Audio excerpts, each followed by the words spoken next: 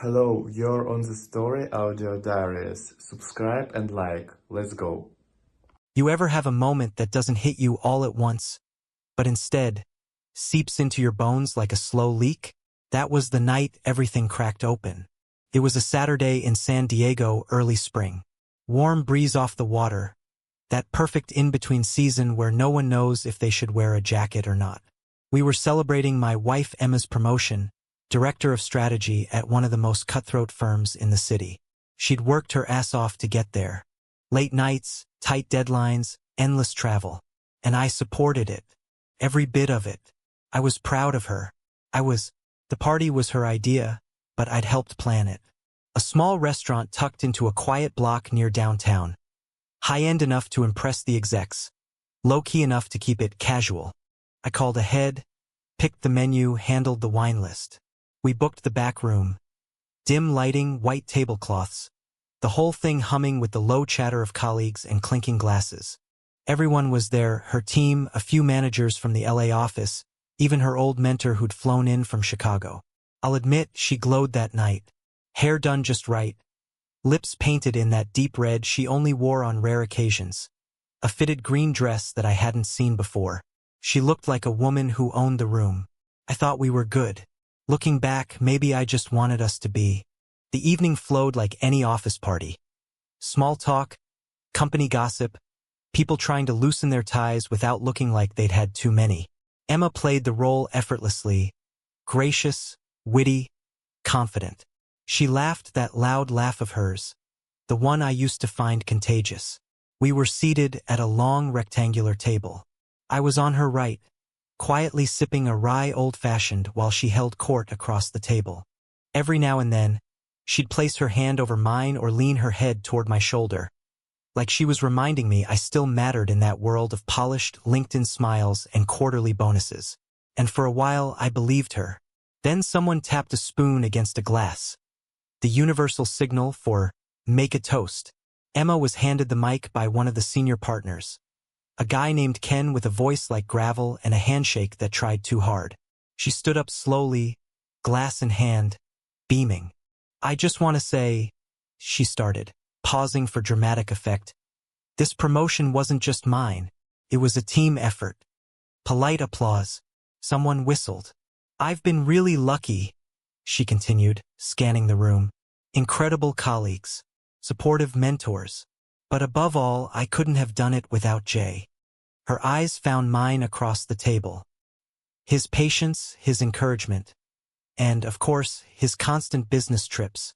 That got a few chuckles. I smiled. I assumed it was sarcasm. Until she added, "Without Jay's support, and all those nights away, I wouldn't have had so many chances to be admired." Laughter. Bigger this time. Louder.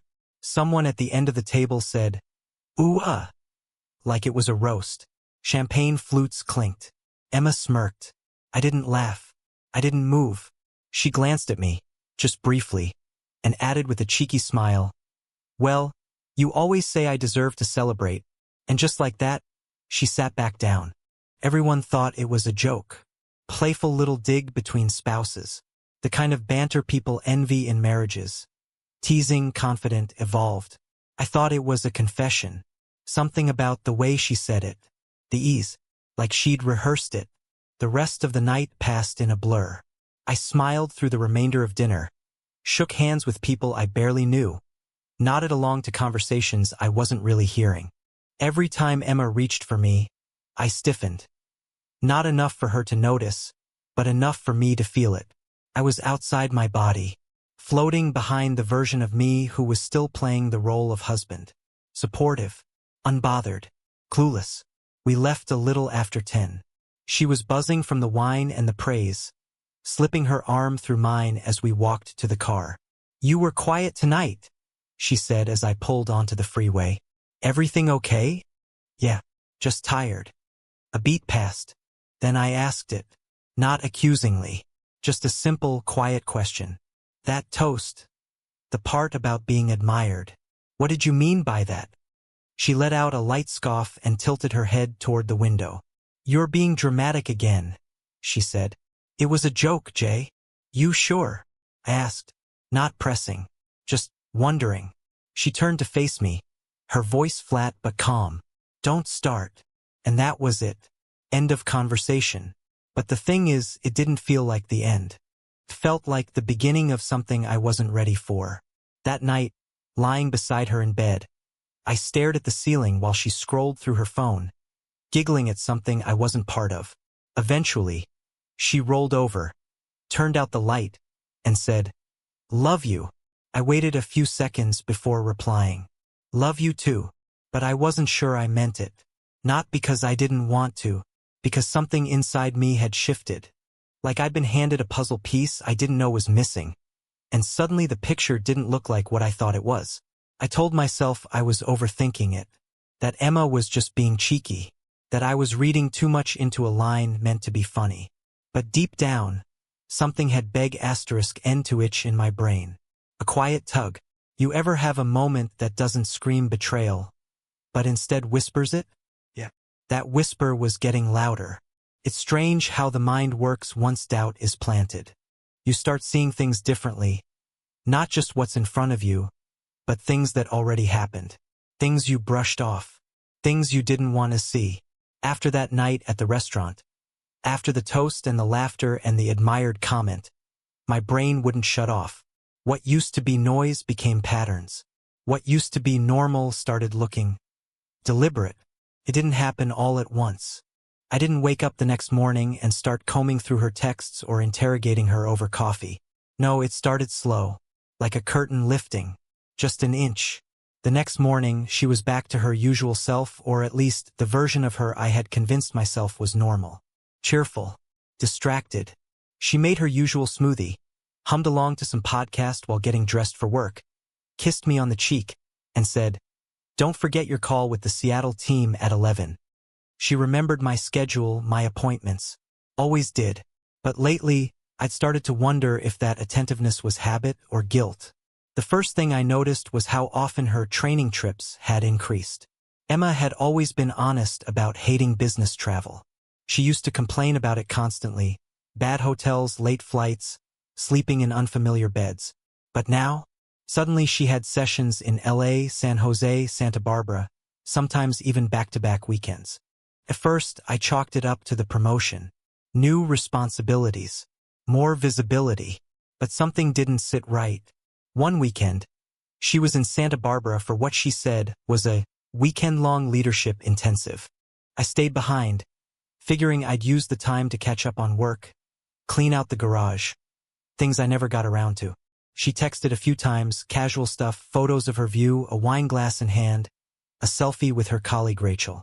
But the background of that last photo didn't match the hotel she told me she was staying at. Different lighting, different art on the walls. I Googled the hotel she said she was in. The decor was completely different. I didn't say anything. Not then.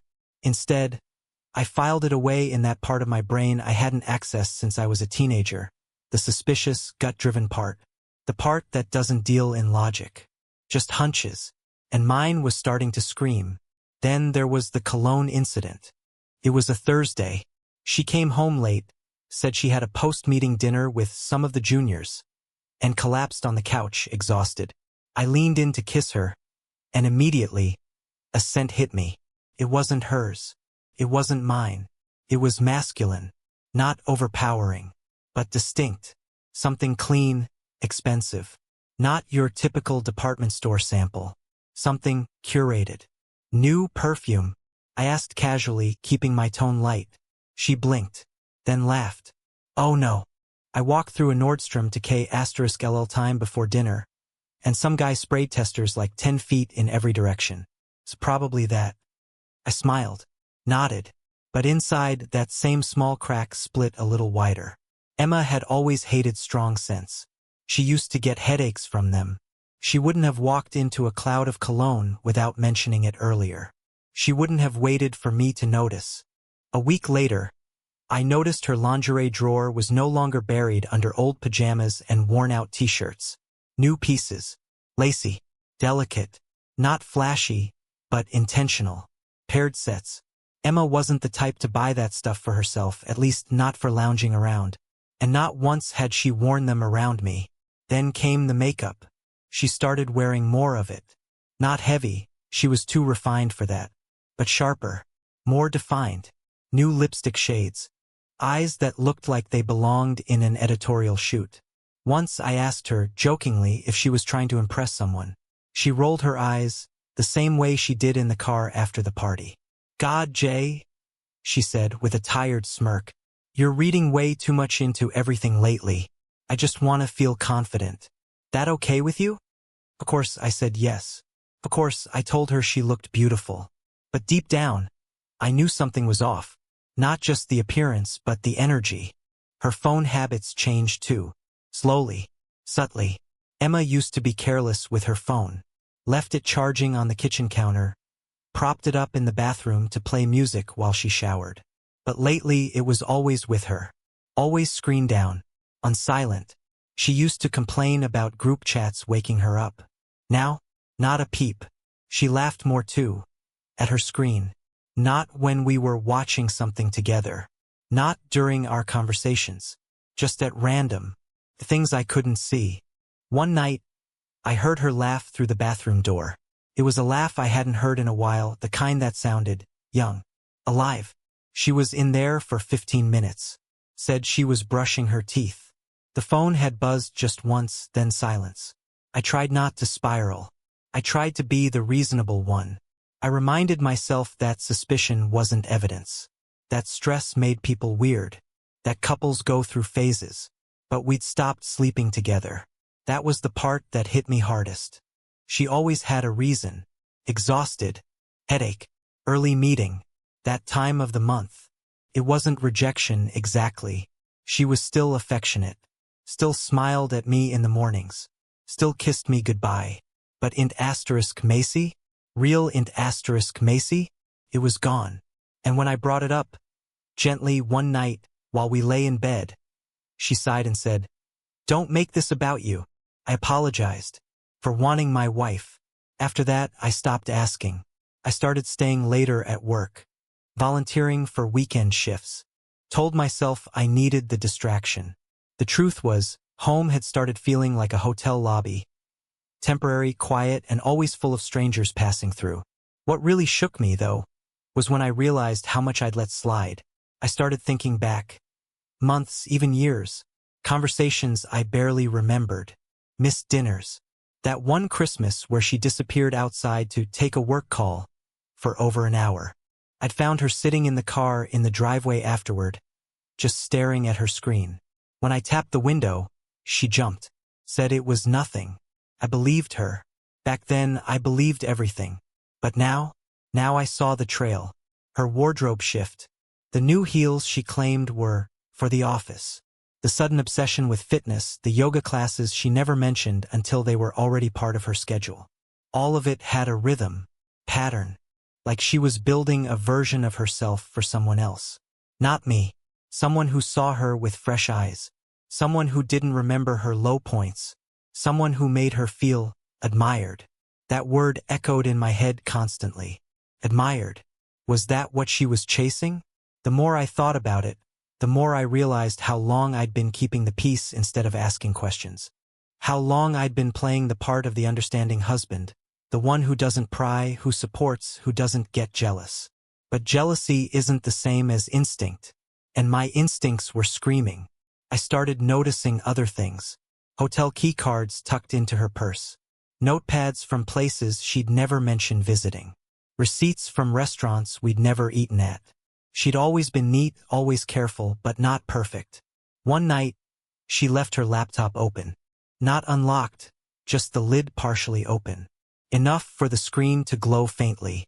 A name flashed on a notification. Mark Lang. I didn't recognize it at first. Just a name. Just a message. She came into the room before I could look closer. Closed it with a smile. "Don't get any ideas," she said, kissing the top of my head. "Just work. Work. Always work. Except work doesn't make you laugh in locked bathrooms. Work doesn't change your wardrobe. Work doesn't make you hide your phone like it's state property." Something had changed. And whatever it was, I wasn't meant to know about it. But I was going to find out. Even if it destroyed everything. It happened on a Sunday, the kind of day that feels designed to lull you into comfort. Soft light pouring in through the blinds, the low hum of the dishwasher running in the background, the quiet stillness of a house that used to feel like home. Emma had left early that morning, saying she had to head up to Santa Barbara for a weekend strategy session, the kind where executives disconnect from the noise to brainstorm in overpriced coastal resorts. She kissed me goodbye, suitcase already packed the night before, and said, "I should be back late Monday. Don't wait up." I didn't. By noon, the house was silent, except for the occasional chirp from the fridge when I left the door open too long. I wasn't looking for anything. Not then. I wish I could say I had a master plan, that I knew what I'd find. But the truth? I was looking for a charger. That's it. Just a stupid phone charger. Mine had finally given out, the wire frayed from months of careless use, and I remembered she kept one in her bedside drawer. We weren't the couple that snooped through each other's things. Or at least I wasn't. But something about that day felt different.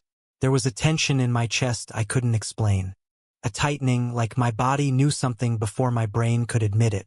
I stood in our bedroom doorway for a full minute before crossing the carpet, crouching beside her nightstand, and pulling open the drawer. The charger was there, coiled neatly beside a few lip balms, hair ties, a folded receipt. Normal stuff, but underneath, tucked just out of sight, was a small white envelope. No name, no logo, just one word written in clean, careful handwriting. Soon. I froze. My first thought was that it was a card from me, maybe something I'd written and forgotten about. But I don't write like that. And I don't hide cards under lingerie, because that was the next thing I saw, the black lingerie folded carefully beneath the envelope. It wasn't hers, or at least not her, not the Emma I knew. It was something different, intricate lace, elegant but revealing, the kind of thing you wear for someone. Beneath that, tucked even further back, was a packet. Took me a second to understand what I was holding. 2 weekend tickets, hotel reservations, Monterey Bay, Ocean View Suite, check-in Friday, check-out Monday. 2 names printed clearly on the confirmation page. Emma Spencer and Mark Lang. I sat back on my heels, my fingers numb, the paper trembling in my hands. Mark Lang. That name. It was familiar. I'd heard her mention him once or twice. Someone from work. Product lead. Married, if I remembered right. 3 kids. Lived in La Jolla. For a long time, I just stared at the paper. Part of me waited for the catch. For the explanation. Maybe it was a mistake. Maybe it was a work trip. Maybe the lingerie was a gag gift. Maybe the card wasn't even hers. Maybe, but the truth didn't leave space for maybes. I placed everything carefully on the bed. The card, the lingerie, the tickets. Then I sat down beside them and just sat. There was no drama, no screaming, no slamming doors, just this cold, hollow silence. The kind that wraps around your lungs and makes it hard to breathe. This wasn't flirting. This wasn't a joke at a party. This wasn't vague suspicion or paranoia. This was proof. Hard, unshakable proof. It was planned, coordinated, not spontaneous, not a moment of weakness or some drunken mistake. She had packed the lingerie. She had reserved the suite. She had written or kept that card. And she had lied to my face that morning with a kiss and a smile like it meant nothing. I don't know how long I sat there. The light shifted across the room, casting longer shadows. At some point, I moved the card into my lap and opened it. Inside, in that same careful handwriting, were just a few words. Soon we'll be alone. Just us. Yours, M. I read it 3 times before I set it down. Not because I didn't understand, but because I wanted to burn it into my memory. Yours, M. Not love. Not miss you. Just yours. That word echoed inside me like a bell in a cathedral. This wasn't casual. This wasn't meaningless. This was someone claiming ownership. Someone promising escape. Someone who saw my wife as his. I stood up slowly. My legs felt foreign, like I'd borrowed them from someone else.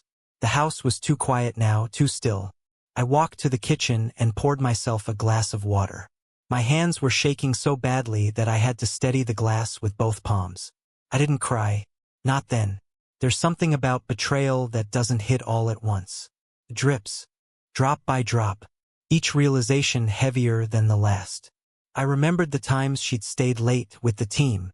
The nights she'd gone out for drinks and come home buzzed, smiling softly to herself. The weekend trips. The cologne. The silence.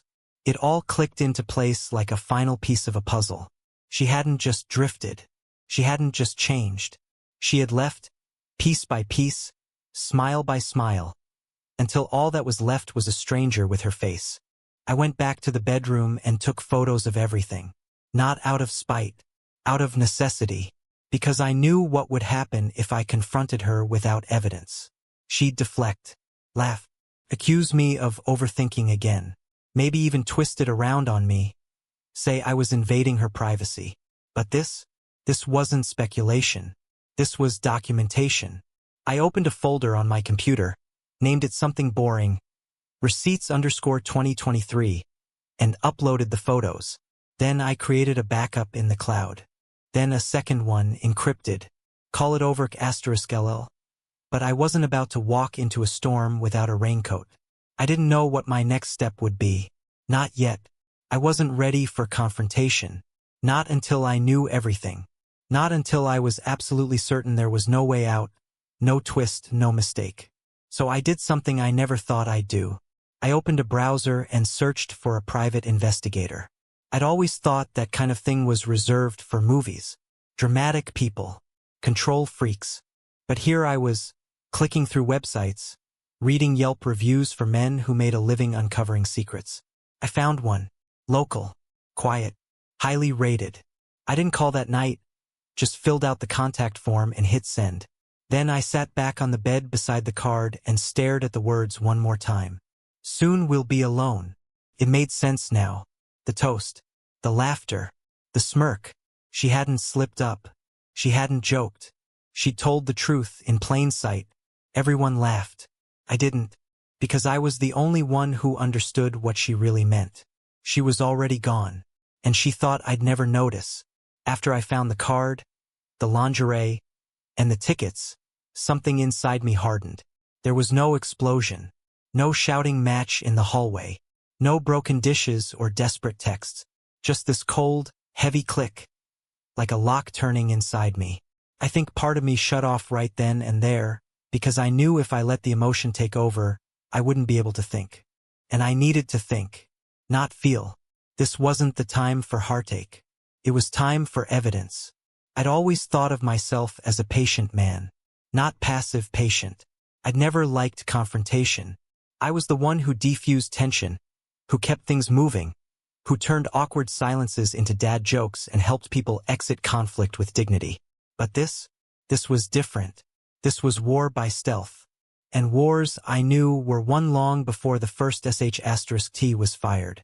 I started by organizing what I had. The photos, the lingerie, the envelope, the reservation confirmation were now backed up 3 times over. One in the cloud. One on an external drive I kept in my office. One on a password-protected USB that I slid into the back of an old paperback in the garage. A book I knew she'd never touch. I labeled it like an accountant filing taxes. No emotion, just method. Next, I made a spreadsheet. It sounds ridiculous, writing that now. But I needed a timeline. I needed to see the pattern. I started going back through my calendar, comparing it to hers. Anytime she'd claimed a trip, a conference, a team-building event, a strategy offsite, I logged it. Then I searched my emails. Travel receipts. Meeting invites. Text messages where she'd said things like, headed to bed early, big client breakfast tomorrow, or hotel gym is *CKs. Remind me to cancel Equinox. There were gaps. Long ones. Times when she told me she was in one city, but no receipts matched. Charges on our shared card that pinged in different zip codes. Uber rides that dropped her off at hotels she hadn't mentioned. Late-night food deliveries to addresses I didn't recognize. Addresses I later matched to business hotels across the coast. I wasn't looking for a smoking *N. I was building a case. I remembered every conversation she'd brushed off. Every time she'd locked her phone screen when I walked into the room.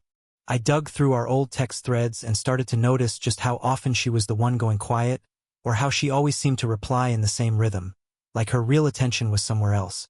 In between the investigation, I acted normal. I cooked dinner. I asked how Santa Barbara went. I kissed her cheek before bed. The mask was heavy, but it worked. She didn't suspect a thing. I met with the private investigator on a Tuesday. His name was Tom. Mid-40s, looked like he belonged in a hardware store ad.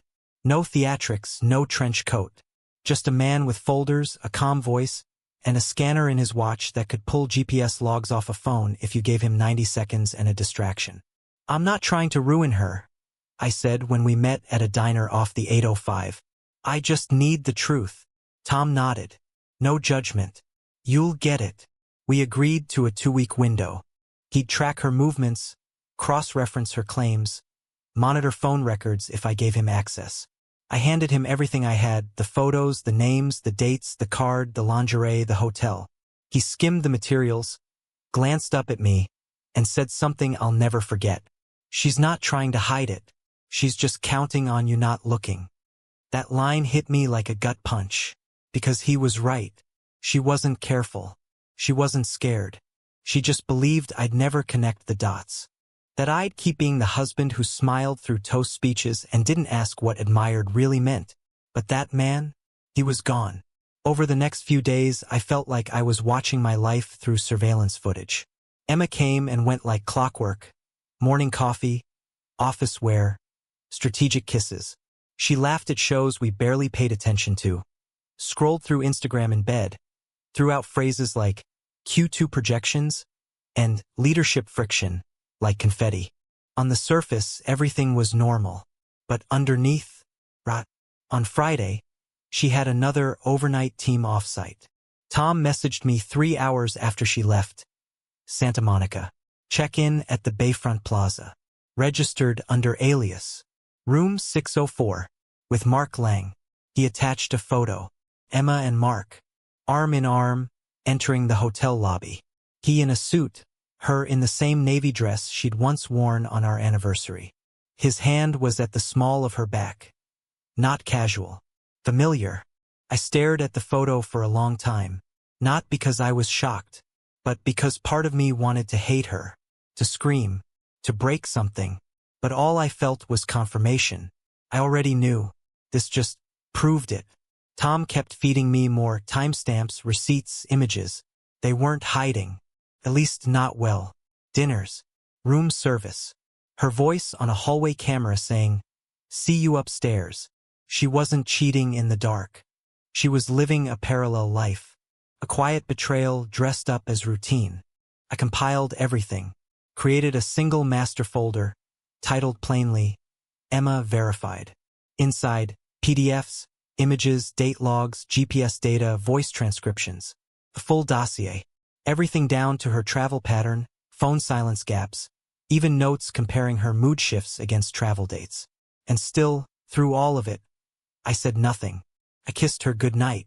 I laughed when she told me a funny story from the team dinner. I let her fall asleep beside me while her phone buzzed quietly under her pillow. I let her believe she was safe. I don't know what kind of person that made me. Strategic? Cruel? Cowardly? But I knew one thing. When the time came, there would be no wiggle room. No, you misunderstood. No, it was just once. No, I felt neglected. There would be facts. There would be her voice, her face, her signature on a hotel ledger. And there would be me, calm, measured, and done. I used that time to prepare my side of the story. Called a lawyer. Quietly opened a separate checking account. Changed my primary email. Printed bank statements. Secured the house title copies. I even started packing a box in the garage with the essentials I'd want if I had to leave quickly.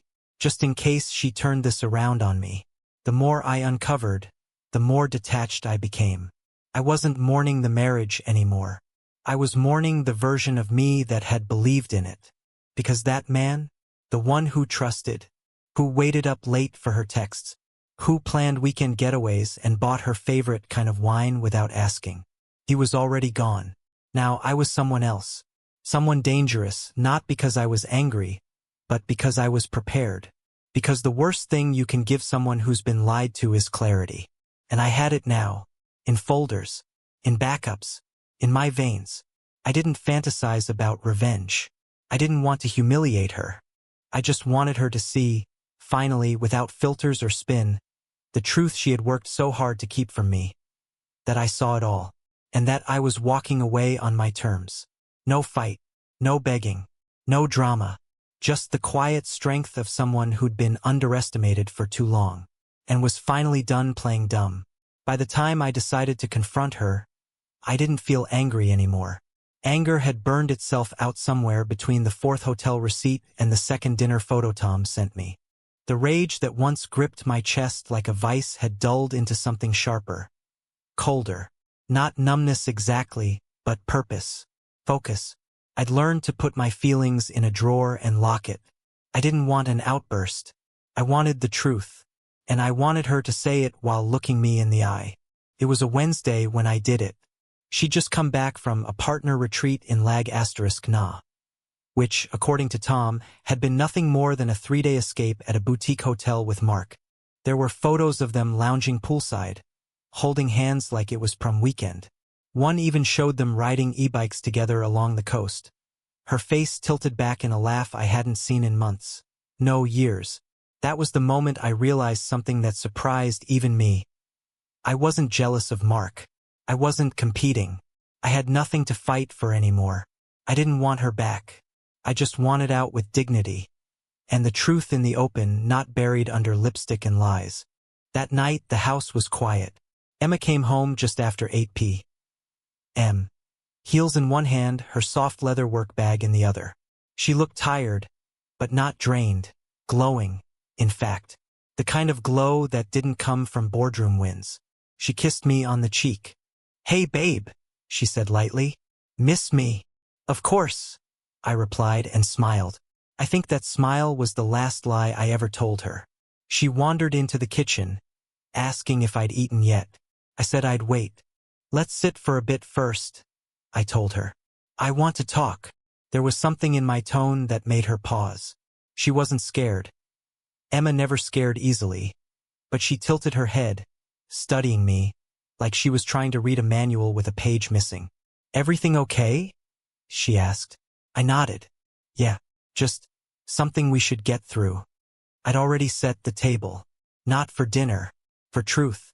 A manila folder sat in the center, thick with documents. My laptop rested beside it, already cued to a muted video clip from the hotel hallway, the one where she and Mark disappeared into room 604 hand in hand. She saw it before she sat down. Her face didn't change. Not right away. But I could tell she was calculating. Her fingers tightened slightly around her phone, then loosened. She sat across from me. I didn't speak right away. I opened the folder and slid it toward her. "These are from the last few months," I said. "Receipts, hotel confirmations, GPS data, surveillance photos. I also have transcripts of your calls with Mark, at least the ones that happened over unsecured hotel Wi-Fi." She didn't move. Not a flinch. Just a small twitch at the corner of her mouth. Her eyes dropped to the folder but didn't open it. "I wanted to give you a chance," I said, keeping my voice even. "A real one. No screaming. No accusations. Just honesty. Something we haven't had in a while." There was silence. Deep and long. She didn't deny it. Didn't ask what I was talking about. She just looked at me, eyes blank, and said, "How long have you known?" I shrugged. "Depends. When did it actually start?" Her lip trembled, just barely, and she folded her hands in her lap. "Last year," she said. "It wasn't planned." "Was it Mark from the beginning?" She nodded once. "Yes. And the trips. They were not all for him," she said quickly. "But yeah, some were. More than some." "Who booked the Monterey weekend?" I asked. She didn't answer, so I repeated myself. "The one with the lingerie, and the card that said, 'Soon we'll be alone.' Who wrote that?" She swallowed. "I did." I sat back. "Thank you." Another silence. Then she asked, What now? I studied her. Not the face I used to trace with my fingers in the dark. Not the woman I proposed to under a sycamore tree in Yosemite. This was someone else. A version I didn't recognize, guarded, exhausted, cornered. Now she was waiting for me to blow up. But I didn't. I leaned forward. This wasn't one mistake, I said. This was calculated. Ongoing. And worst of all, you let me believe I was crazy for noticing. Her shoulders dropped. A quiet surrender. I felt alone, she said, voice shaking. You were always gone. You were tired. We stopped connecting. No, I replied calmly. You stopped trying. You let someone else become your safe place. And you didn't tell me because you wanted both lives. I didn't want to hurt you, she whispered. I gave a bitter smile. Then you shouldn't have started. She blinked fast, but the tears didn't fall yet. I thought I could handle it, that it wouldn't go that far. Emma, I said, gesturing to the folder. This went far enough to fill a dossier. And finally, she cried. Not a meltdown, not loud sobs, just silent tears slipping down her cheeks, her hands clutching the edge of her sweater like it was a lifeline. I didn't move to comfort her. I let the silence stretch until she spoke again. I ruined everything, she said. I know that. I nodded. You did. I wish I could take it back. I paused, then said quietly, I wish you'd wanted to before you got caught. And there it was. No yelling. No thrown glasses. No one storming out. Just two people sitting at a table, the distance between them too wide to cross anymore. She wiped her face with the cuff of her sleeve. Are we done? I opened the drawer beside me and pulled out the divorce papers. Her eyes widened slightly, not in surprise, but in realization. I've already filed, I said. You'll be served formally next week. I'm not dragging this out. I've spoken to a lawyer, and I've already separated our accounts. The house stays with me. She nodded slowly. I understand. I'll be fair, I added, but not generous. Emma didn't argue. She looked like she wanted to, but the strength wasn't there anymore. Whatever armor she'd built, the one that let her live a double life, was crumbling in real time. Does he know? She asked, voice barely audible. Mark? No, not yet, but he will. I saw the flicker of panic in her eyes. I'm not out for revenge, I said, but I also won't protect your lies. She bowed her head. You can stay in the guest room tonight, I told her. After that, I want you gone. She nodded. Then, finally, and this was the part one didn't expect, she reached for the folder. Not to deny it, not to rip it up. She opened it, looked through the images, saw herself in hotels, in lobbies, holding hands with a man who wasn't her husband. And for the first time in the entire conversation, she looked ashamed. Not sad, not guilty, ashamed. She closed the folder slowly. You were always better than me, she said. No, I replied. I just never thought love meant I was allowed to lie. I stood up. She didn't follow me. That night, she slept in the guest room. And I slept like I hadn't in months. Not because I was happy, but because I wasn't pretending anymore. Because the mask had shattered. And underneath it, all that remained was clarity. After I filed for divorce, everything unraveled faster than I expected. Word spread through Emma's office. Turns out Mark wasn't as discreet as she thought. His wife found out, and the scandal hit their company like a wrecking ball. HR launched an investigation. Both of them were let go. Just like that, the promotion Emma had toasted to was gone. So was Mark. He ghosted her the minute things got messy. She called me once, twice, then stopped. She came by the house once too, left a handwritten letter. Said she'd lost everything. Said she missed me. But it was too late. I didn't reply. I didn't need to scream or retaliate. She'd already created her own fallout. I just stepped aside and let the consequences do the talking. The divorce finalized quickly. Thank you for watching. Subscribe and like. Bye bye.